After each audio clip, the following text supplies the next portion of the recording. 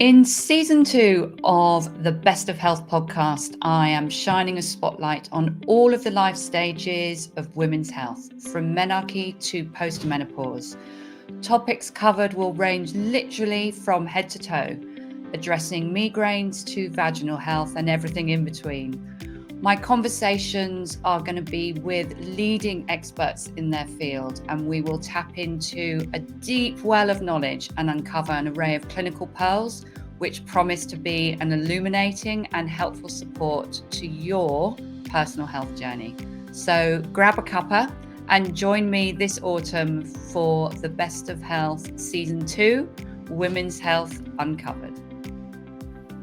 Welcome back to the Best of Health podcast Season 2 with a focus on all things women's health. And today I am thrilled to have with me a fellow nutritional therapist, Emily Blake, who has just such a fascinating background. She, as I've just said, is a fellow nutritional therapist, but she also studied at Durham. She studied archaeology and prehistoric nutrition, which is just so fascinating. And she has a particular interest in her clinical work as a nutritional therapist because she works for vivo healthcare, which is the human microbiome company, in all things microbiome.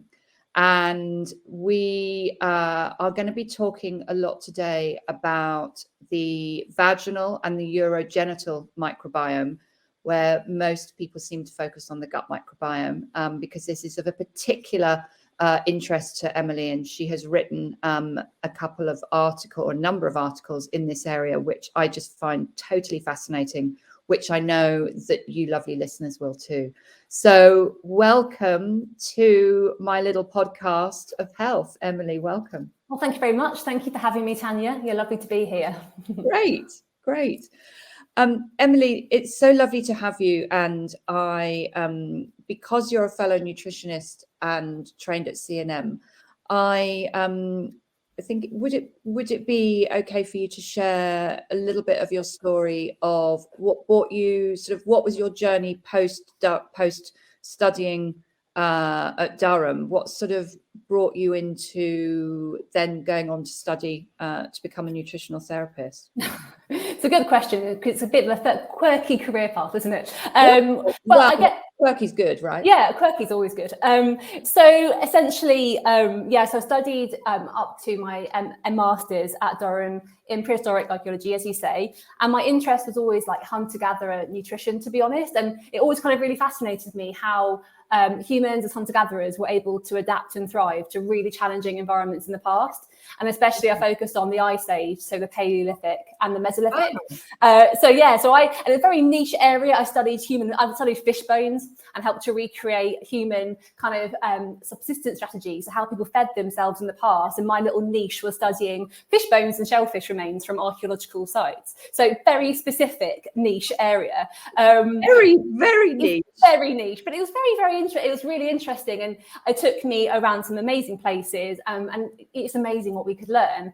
And essentially, I kind of got up to PhD level, was going to become even more niche in this area, and essentially, it was really personal circumstances, a really close family bereavement, to be honest, that really kind of just shifted my focus. And when I was kind of on the prospect of going back to my PhD after several months off, it kind of just shifted my focus. And I thought, I want to help people now with their health. And, you know, somebody close to me actually said, how about nutritional therapy? You know, you've always been interested in human nutrition. Well, how about translating it over into nutritional therapy? And I was like, yeah, okay. And it gave me the purpose that I was looking for. And it kind of just went from there, really. CNM felt like a really natural fit for me. And I just found my groove with nutritional therapy, to be honest. And then, you know, and through CNM, it kind of gave me the skills that I needed to then move into our industry. So I kind of been working in the supplement industry for over 5 years now, and recently moved to Vivo at the end of last year, which is a human microbiome company based in the UK. UK, and we specialise in human microbiome testing, so diagnostics and also supplementation as well. So we've got the tools to help modify and harmonise the human microbiome, but then also my clinical practice, and that's always been a huge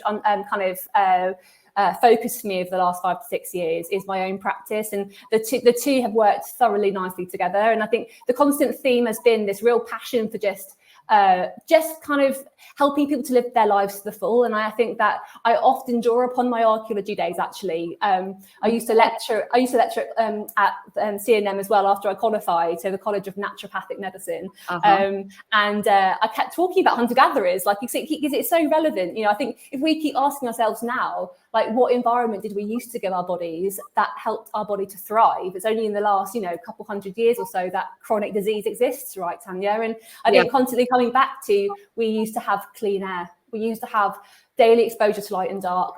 Our sleep-wake cycle was so regular. Naturally organic food, and I think keep coming back to those themes from my archaeology days. So it kind of comes through now into my work, I would say. All of those learnings.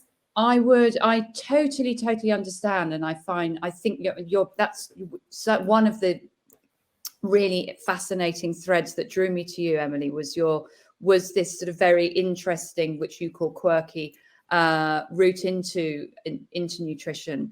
And I've actually just reading a book called Fragile Wisdom, which is all about, exactly as you say, sort of understanding how women's health has sort of evolved from sort of Paleolithic times, and the fact that as we go through these different life stages, that there is a different need and a different change in our physiology and our energy delivery. And it is, I think, all of the modern day environmental factors that we have thrown at our very, very ancient physiology is a bit of a mismatch. And that is as you've just said, the sort of the progression of these much more autoimmune conditions, much more female gynecological complex issues has got to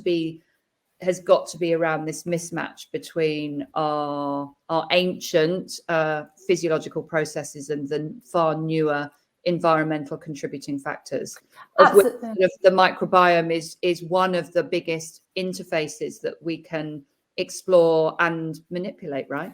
Yeah, absolutely. And I think that's the whole definition of naturopathy, isn't it? Is we need to give our body the conditions it needs to thrive. And I think it makes absolute sense looking back to the past in terms of what was it about the ancient environment that allowed the human body to thrive. And it just makes intuitive sense, doesn't it? And as you say, the impact of the modern world on the multiple human microbiome sites has been significant, say with the rise of antibiotics and additives and refined foods. And that is one major mechanism by which the modern world has had such an impact on the development of chronic disease. So yeah, I couldn't agree with you more. And obviously the urinary microbiome and the rise of UTIs is a really big part of that too, isn't it? Yeah, so let's take that thread. Yeah. I'm gonna grasp that straw. So yeah, UTIs are possibly one of the most common sort of types of infections that we as women encounter, not just women, but encounter. What do you are there? I know that you have written about this on numerous occasions. Is there a particular vulnerability in any sort of life stage that you have experienced as a result of maybe changing sort of microbiome populations, or because of these sort of different life stages? Could you speak to that?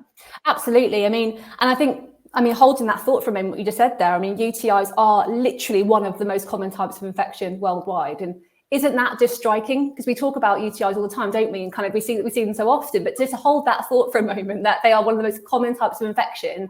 And the quality of life burden of this type of infection on so many people, and just the need for effective solutions is just massive. And in terms of key life stages, there are absolutely key life stages that are more at risk. But I think the initial point I'd just love to mention is that we're all at risk of UTIs. I mean, at pretty much every life stage, we can all be at risk of UTIs, and there are various common risk factors which can drive that.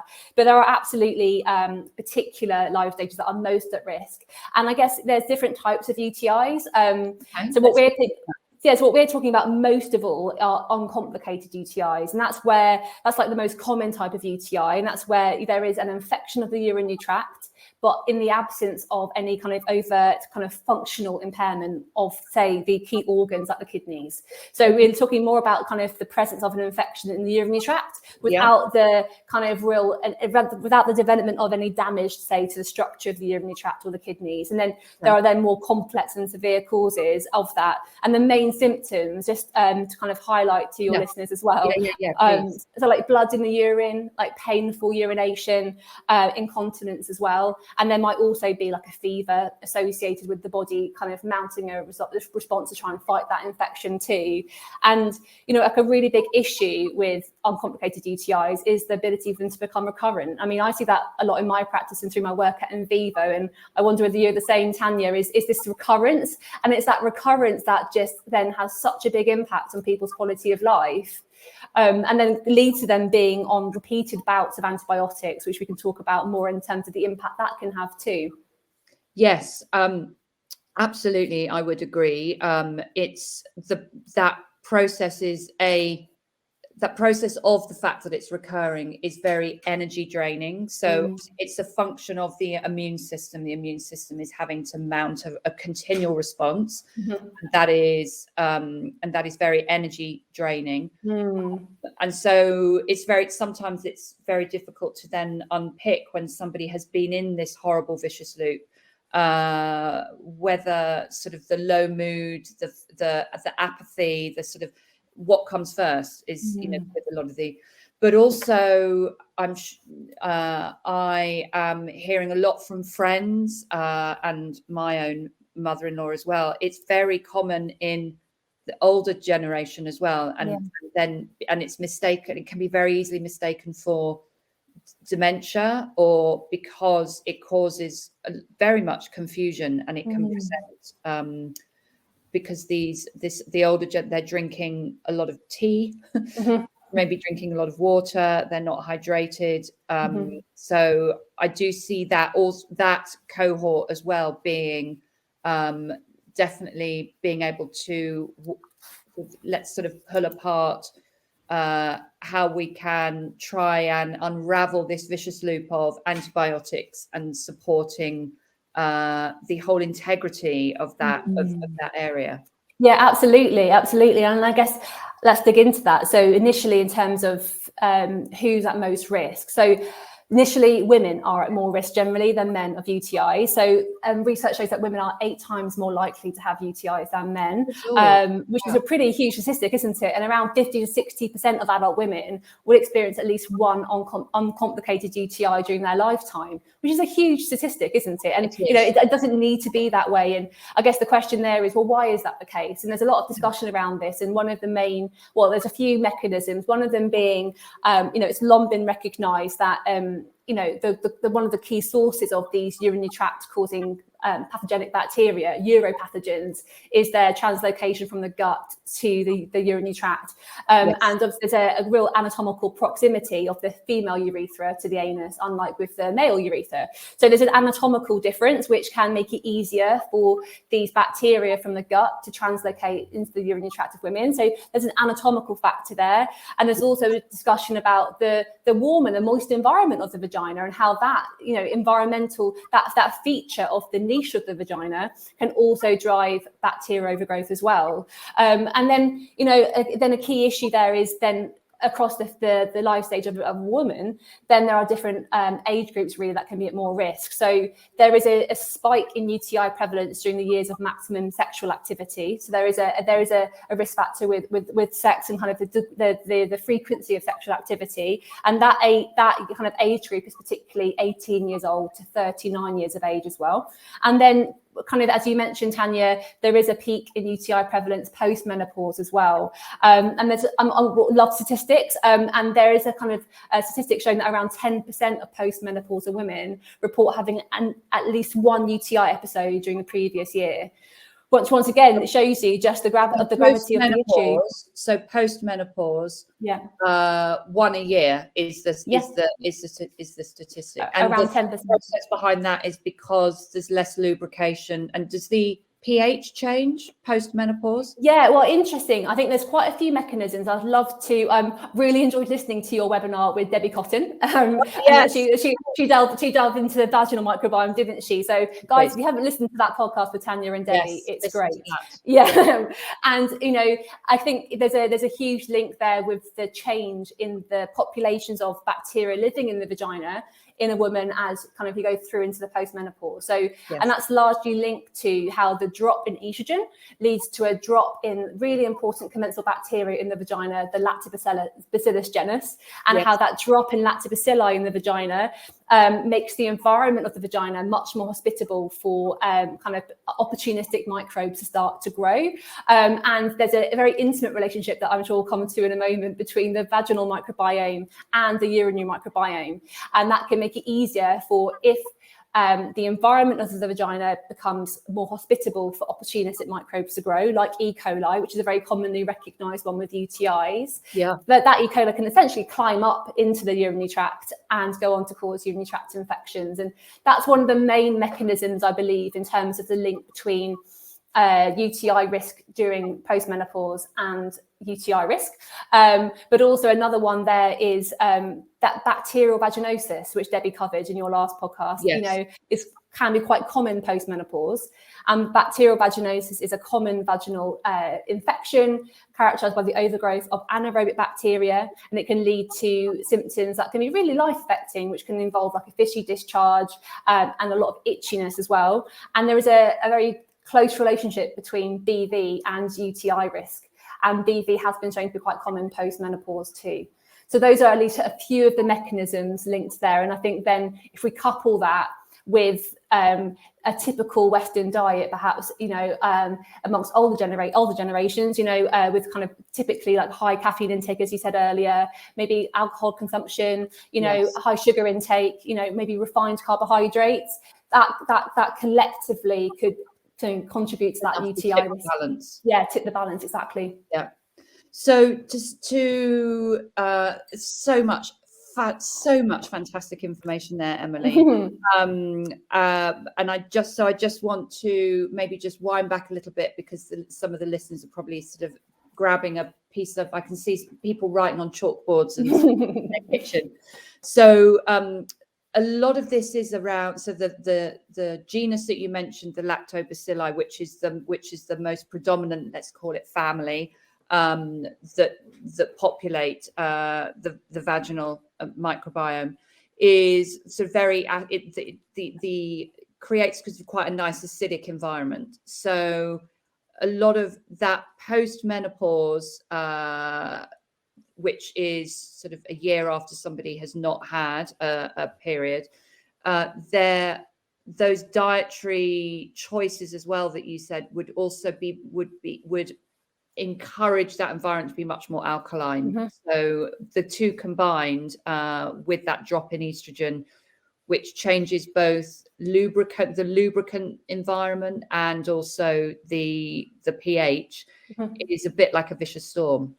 Yes, exactly that. And I think and then you've actually made a really another important point there about pH change, because there's a lot of discussion about to flush or not to flush when it comes to the urinary tract. So yes, I mean, let's talk about that. Yeah, so I don't know about you, but I spend so much time talking to people about proper hydration. We need to make sure we're flushing the urinary tract properly to help flush out kind of potentially pathogenic bacteria before they have a chance to adhere to the bladder wall and start to cause an infection. And that is super important, because dehydration is a risk factor for UTIs, because if you're dehydrated, you're not getting that flushing, bacteria have more opportunity to kind of start to adhere to the bladder wall and colonize and start to cause a problem. But I think, as ever in nutrition, you can have too much of a good thing, can't you, with anything basically. And if you flush the urinary tract too much, it can potentially shift the pH in the opposite direction. And, an alkaline pH in the urinary tract has been shown to favour the growth of uropathogens. So an excessively alkaline pH. For the listener, what is a uropathogen? So a uropathogen is a microbe that can cause an infection in the urinary tract. So that includes E. coli, which probably most people will have heard of from a UTI perspective. But there's also several other uropathogens like Enterococcus fecalis, also Candida albicans, interestingly, so the fungus, and also other species like Klebsiella species as well. And there are several of them. Okay. So, Emily, could you share with us when you were talking there? I think so many people would be listening to this, especially around parents and that older population who are either in care homes. And because I just have so many friends that this has happened to over lockdown. And so commonly in care homes, they are encouraged to drink either squash or tea.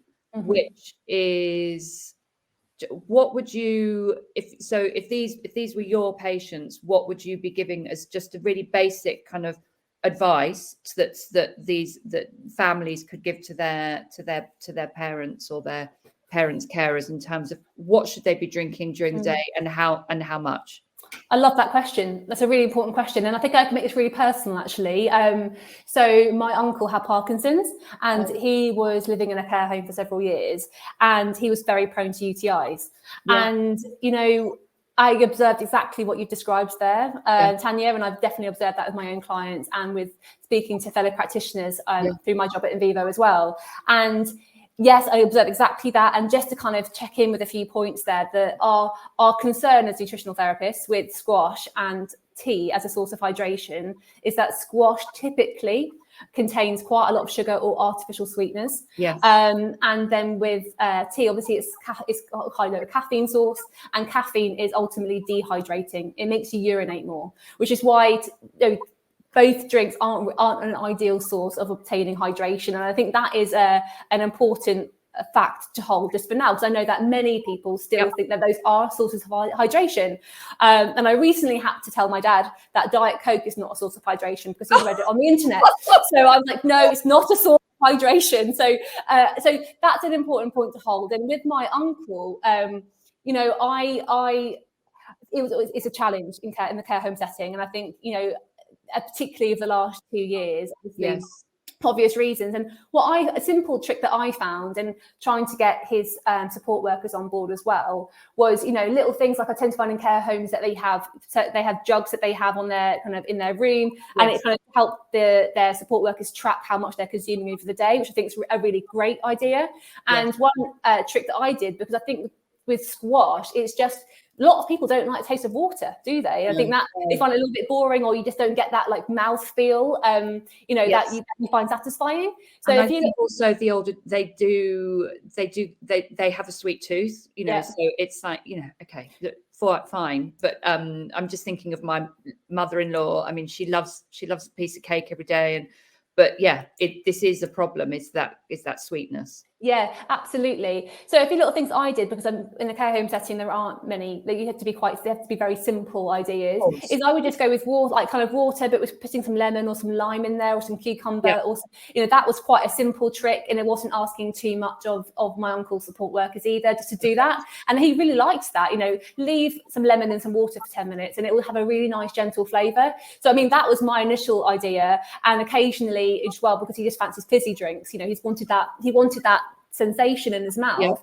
There's nothing wrong with having, carbonated water, in a small amount. There's nothing wrong with having that in a certain amount. And if it gets people drinking water more and not having squash or cups of tea, or having less of those, I think it's a stepping stone. And we spend a lot of time, don't we, talking about stepping stones with our clients. And I really do think that just switching from, say, a fizzy drink to just a glass bottled fizzy water with some lemon in it is a really nice switch. And that simple change just did help to reduce his UTI risk, actually, and it became less frequent. Brilliant. Well, it is these simple interventions but it just connects a lot of dots for a lot of people, I'm sure, because we all have a personal story to tell around that, I'm sure. And also, on the thought, herbal teas, non-caffeinated herbal teas. Yes. I mean, my uncle did not tolerate that very well. It wasn't his taste preference, but it's worth bearing in mind. It's worth trying non-caffeinated herbal teas, and you can also make a big vat of them, chill them down, and that's also a nice cold drink as well. So worth playing around, and if you choose your herbs correctly, like hibiscus tea, for example, and hibiscus is antibacterial, helpful for the urinary tract. So like a chilled hibiscus tea. Absolutely, quite a nice option as well. And I think if they're quite, if they're quite a meaty, if they're quite a strong herbal taste, like licorice, it's a bit, you either love it or loathe it. And hibiscus, absolutely. If they're quite strong, then they're more palatable, because we lose our taste buds as we get older. So we have a desire for stronger tasting foods. Very interesting point. And actually just keen to kind of delve into your question a bit more about kind of individuals in care homes and kind of older individuals generally and UTI risk. Is there are other risk factors to be mindful of. So dehydration is a huge one, but also catheter use is another big one. So the use of catheters can increase the risk of UTIs. Also blood sugar dysregulation. There is a big link between diabetes and UTI risk, because essentially, glucose does feed bacteria growth, particularly of pathogenic bacteria. And those are just a few other examples of risk factors for UTIs, just to be mindful of, because, we can delve absolutely more into like the urinary microbiome as locally in a moment, but always checking in with what's going on systemically about this person that's increasing the risk of the urinary microbiome getting out of balance in the first place. That's really true. Blood sugar dysregulation is a huge one, isn't it, as well as stress too? Yeah, absolutely. So would there be two components there with blood sugar? So absolutely. So too much, blood sugar disrupts the microbiome and favors the growth of these more opportunistic bacteria. Would there, with full-blown diabetes, would there be also a link with the poor oxygen delivery to that area because of the glycosylation of these tiny capillaries that feed that area? Would there be a possible link with that? Well, that is fascinating. Do you know what? I haven't actually looked at that specifically in research, but I think that's an area we need to go look into, Tanya, because that sounds like a really interesting theory. He's just come to me and I just thought, okay. No, I think we need to go away and look at that. I mean, I haven't looked at that specifically, but it makes absolute sense. And actually, as you were talking there, another mode of action I was just thinking of is there's a big link, isn't there, between being on the blood sugar roller coaster, is what we talk about a lot in our industry, in terms of when you have kind of intakes of fast releasing carbohydrates, say from a biscuit or a piece of cake, for example, you have a spike in glucose and then that rapidly drops, and that drop in glucose always drops a bit too low, and that can prompt a stress response because the body's like, what's going on here? Need to protect myself. I'm going to release some stress hormones to help liberate some sugar from the body. And then not only do you get stuck on the blood sugar roller coaster, which in itself can drive UTIs, you're also triggering the body into a constant state of stress. And stress is also a risk factor for UTI. So I wonder whether that's another connection there, Tanya, maybe like the adrenal connection potentially too. Yeah, I mean, as we know, we could sit here and sort of draw a mind map and connect dots. And actually, I think that's a hot date. Yes, I agree. I need to come up. I think I need to come up and do a visit to Inviva, and we need to sit on your lovely conference room and do a nice mind map. Let's get that in the diary. That sounds great. So, could we talk a little bit then about the crosstalk between the and this sort of interconnectedness of the urinary microbiome and the vaginal microbiome? Could you sort of explain that to our listeners? Yeah, I'd love to. And I guess where I'd like to start the story is that the urinary tract was long thought to actually be sterile. So to have no bacteria in it or microbes living in it, except in the case of active infection. So it's been well known for ages that during an active infection, there could be unwanted microbes overgrowing in the urinary tract, like uropathogenic E. coli, like certain Klebsiella species, like Enterococcus faecalis. So that's been known for a while, but the idea that the urinary tract is inhabited by microorganisms when you're not fighting an infection is a really, really recent discovery. And actually the Human Microbiome Project, which was a major project looking into the human microbiome and really broadened and deepened our understanding of the microbes living within and on us, it was only later that they actually started looking at the urinary bladder microbiome. So even then it was a later addition to that project, which is really interesting. So the fact that there just is a urinary microbiome, which is also abbreviated to urobiome, because we love abbreviations, we love these words, that is a research revelation in and of itself. And that's a relatively recent revelation too. And where the kind of, it's interesting, isn't it? Yeah. And then where kind of I think the clinical significance of this discovery comes in is that your listeners are probably very well aware that conventionally with the investigation of UTIs, there's two main methods. You've got the dipstick test, which is used as quite a simple, quick clinical test to see, is there any sign of an infection in this person's urine stream? So it looks at for white blood cells, for example. And then if it's a yes, there's something going on here, then there'll be a culture, which is where essentially you in a petri dish, you try to grow microbes from whatever you're kind of culturing, basically.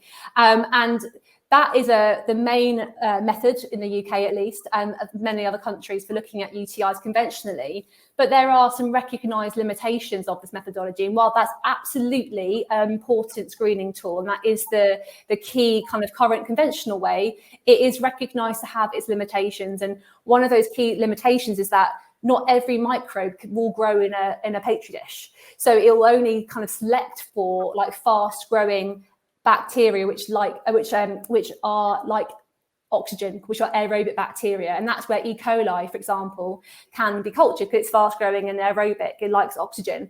But even then it's tricky with E. coli. But the big difference there is that culture won't pick up anaerobic, so that bacteria that don't like oxygen, and it won't pick up the slower growing microbes. And crucially as well, that technique does not pick up commensal bacteria or commensal microbes that can live in the urinary microbiome and just be there important in the background to help maintain the health of the urinary tract. So there is this real limitation with the current way of assessment. And while that's absolutely an essential screening tool initially, this recognized limitation, because many people who are listening today probably have had their own personal experience of having a negative dipstick and culture, but they have symptoms and are getting increasingly frustrated, and it's affecting their life because what's going on, and then they don't have effective solutions. And that's then really where this appreciation that there are microorganisms living in our urinary tract in a healthy state, and also having DNA technology that also tells us about the presence of commensal microbes and pathogenic microbes that are fast and slow growing, aerobic and anaerobic in the urinary tract. It just gives us so much more information about what's going on. And that's really where this is such a rapidly growing area of research, and how the urinary microbiome, and having testing now, DNA testing that can help us to study it, is just opening up this whole avenue of clinical significance, basically, which gives us more tools. It's absolutely incredible. So there's so much in there. And what Emily is in vivo healthcare do this really cutting edge technology. It's not an expensive test to be getting this information. So rather than having to put up with the limitations of the petri dish, the culture process, it is a DNA, so it's much more highly sensitive to be able to pick up these. And the term commensal that Emily used basically just means I'm labouring over it because I don't want to simplify it that much, but it's their families that should be there, that should be present. And if I may, I used the analogy yesterday with a client, and I said, I'm not calling your urinary tract or your vagina a car park, but I'm just going to use this as an analogy. I like this one. Is that we have this car park, and we want those car park spaces within the urinary tract to be full of predominantly all of these commensal bacteria that we now know should be there. And these can be picked up by, the presence of these can be picked up by this newer technology. Yeah. And if there are too many empty car parking spaces, it leaves a vulnerability for more opportunistic and possibly pathogenic bacteria to fill up those car park spaces. And some of those are can't be cultured. And I love that analogy for so many reasons, because it's so relevant with gut health as well, and how we think about the gut microbiome, isn't it? And if you're kind of holding that thought for a moment, it kind of elevates the significance of the commensal urinary microbiome. So researchers are finding that, you know, the urinary microbiome of women, for example, is dominated by lactobacilli, especially, which makes intuitive sense because there's a very intimate relationship between the urinary and the vaginal microbiome, and we know that the vaginal microbiome is dominated by lactobacilli. There are also several other types of species present, but particularly in men, Streptococcus is a particular genus that's particularly abundant in the male urinary microbiome, according to the latest research. And then there are other species present as well, like Gardnerella. But what I find really interesting, and just to link back to your car park analogy there, if we take postmenopausal women, for example, you know, research shows that, you know, if you have lower abundance of lactobacilli in the vaginal microbiome of a postmenopausal woman, we know that that can increase the risk of UTIs. And there's such an intimate relationship, an overlap between the vaginal and the urinary microbiome, and in terms of the impact that's having on the urinary tract lactobacillus dominance, and whether that's creating more space essentially for these pathogens to start to grow, especially if you've got, you know, an overgrowth of these urinary tract causing microbes in the vagina to start off with, like E. coli and Enterococcus fecalis. It makes it much easier for them to climb up into the urinary tract and occupy those spaces and start to have the opportunity to cause an infection. That is, that makes complete sense. And I'm hoping that there are many people sort of having light bulb moments and sort of sitting up and thinking about that this could be really helpful for them. And I would love to just mention on that subject as well, is that people probably asking, well, why might, you know, what other reasons might there be for lactobacillus colonies to be depleted in the vagina? And I think that this brings us back to what we talk about a lot in functional medicine, right? In terms of the impact, not just of our hormone status, like a low estrogen scenario, but also, you know, frequent antibiotic use, it kind of the overuse of certain other medications, for instance, that we know can affect the microbiome, and also, you know, a low intake of prebiotic fiber that feeds the colonies of good bacteria, a low intake of probiotic bacteria, which are the actual good bacteria, can also have an impact, and additives, for example, and pesticide exposure. And, you know, there's so many drivers, and I guess that's really where ideally seeing a healthcare practitioner and being able to have a kind of a professional to kind of go through your own case history to be like, okay, so I think this is likely been the case for you because of your, you know, maybe antibiotic exposure as a baby, and you're not eating much fiber at the moment, and maybe X, Y, and Z. And that's where I think I've found people can have such light bulb moments when they can start to see, oh, okay, like X, Y, and Z in my life has led to me being here, and I'm not imagining this. There's all these reasons why, and I think people can feel so vindicated when they can see that timeline. And we spend a lot of time, don't we, going through these timelines and what we do. Yeah, I mean, in fact, as you're talking, so if it helps to the listener, it's like all of those little, every time, so Emily has mentioned, so for example, antibiotic use, it's like a car is driving out of the car parking space and giving a rogue car an opportunity to take up that space. And then maybe they're put on the oral contraceptive pill for a decade, that then another couple of spaces become free. And then they're put on another round of antibiotics for something, and it just becomes so.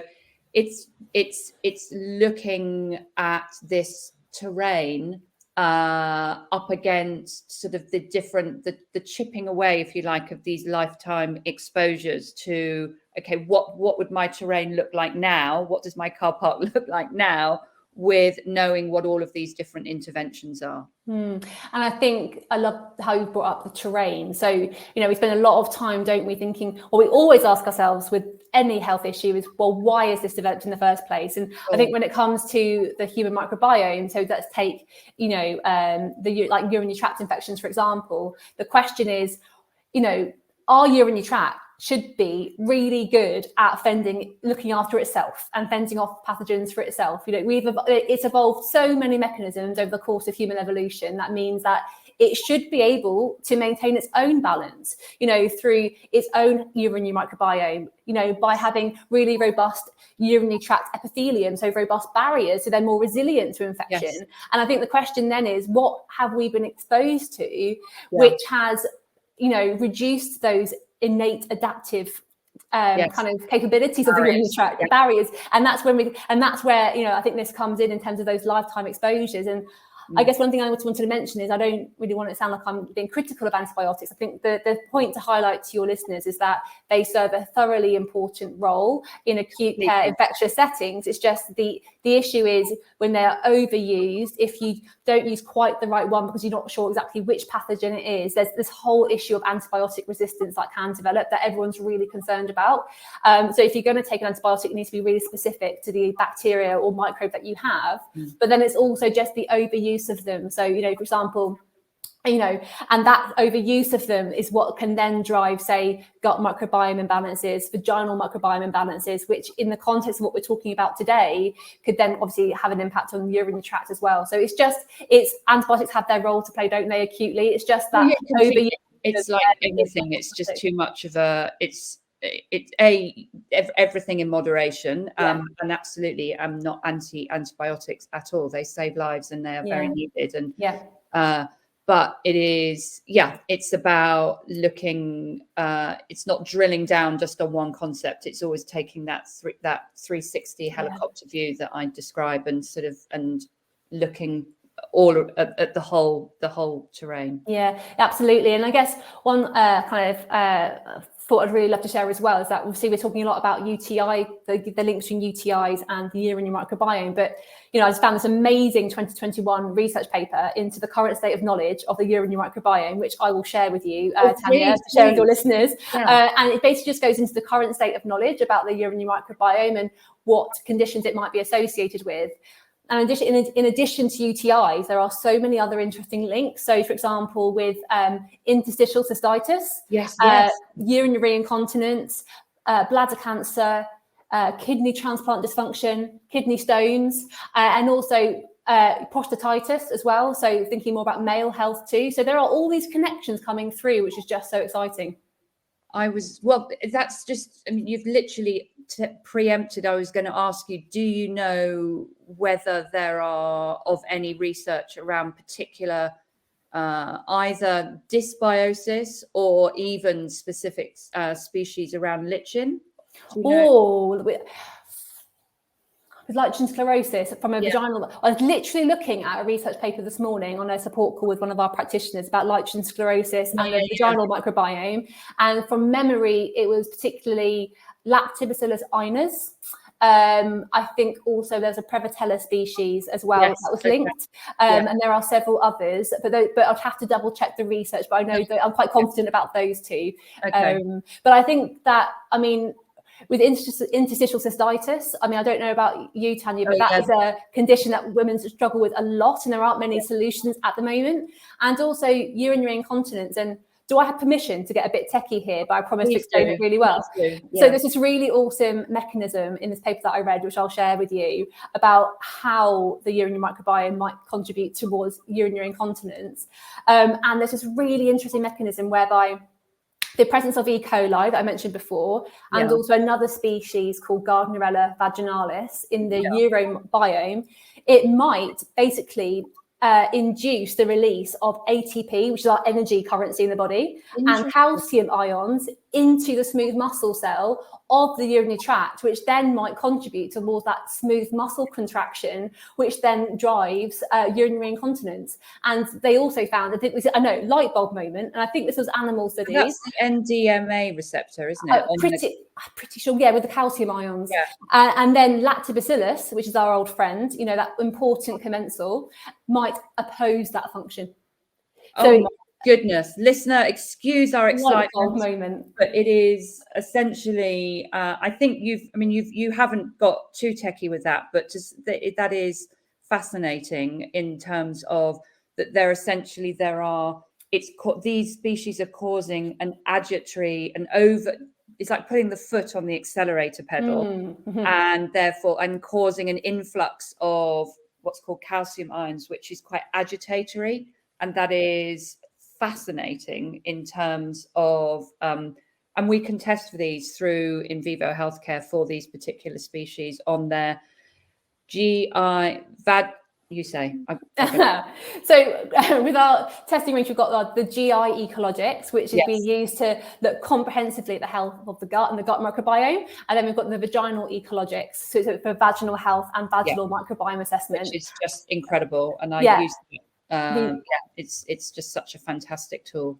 And really exciting to announce as well, in the next few months, we are going to be launching a urinary ecologics, which we softly announced a few months ago. So that is on the horizon as well. So watch this space scenario and make sure to talk to your practitioners, about, if you have a practitioner, that's a tool that's on the horizon to give us even more insight into what's going on locally. So really excited about that. And I love seeing Tanya's reaction just then. But crucially, with the tools we currently have available, which is the GI and the vaginal when appropriate, it already gives us so much information, and it brings us back to this concept that we're talking about a lot at the moment, which is the gut, vagina, bladder axis. And by looking at the gut and the vagina, we can get so much information already about what is driving urinary dysbiosis. So whilst we wait for that tool to become available, we still got a lot of tools available to really help us. Yeah, absolutely. Yeah. So sort of final question for this time, but we will definitely get you back for season 3. You've talked and shared so much really helpful information about really useful tools that people can tell their loved ones. We've talked about what to look for, how we can test. I know that in vivo healthcare have done the most amazing due diligence and brought out very specific pro and prebiotics according to their action, which is really important. Could you sort of just give us, just talk about a couple of relevant products in terms of sort of their usage around sort of what we've been talking today, and sort of highlight sort of why I've sort of emphasized specific species for certain uses?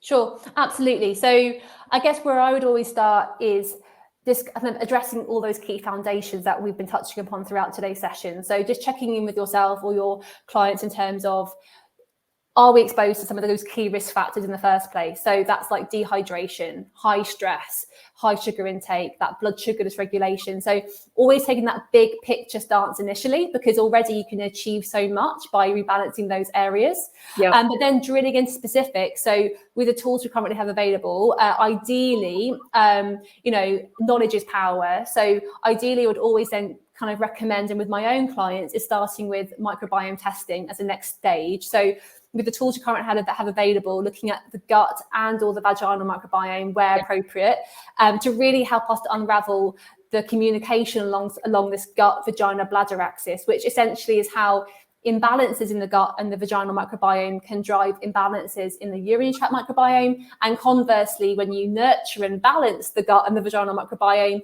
you help to restore harmony to the urinary tract microbiome. So it's a real lovely story there. And so that we would normally start with comprehensive gut and vaginal microbiome testing. And it really will then help to tell you, are those microbiome sites, are they a reservoir of urinary tract causing bacteria like E. coli, like Enterococcus faecal lumbricalis, like Gardnerella vaginalis when it comes to the vaginal microbiome. And already that helps to kind of steer your intervention in terms of, okay, do I need to focus more on gut health here? Or do I need to focus more on vaginal health here, or both? Where do I need to put my focus? And that already helps to tailor the intervention. And then obviously we've got the urinary ecologics on the horizon too. And more often than not, in terms of the intervention, a lot of it focuses around probiotics and prebiotics, as you mentioned, Tanya.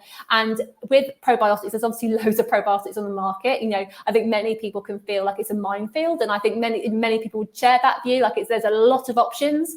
And one of the key thoughts to share today is that where the science is going is the importance of being strain specific. So, you know, because there's particular probiotics that are particular strains, and there's research showing that particular strains, say of lactobacillus, you know, have a particular property, and research shows that they have a particular evidence-based outcome.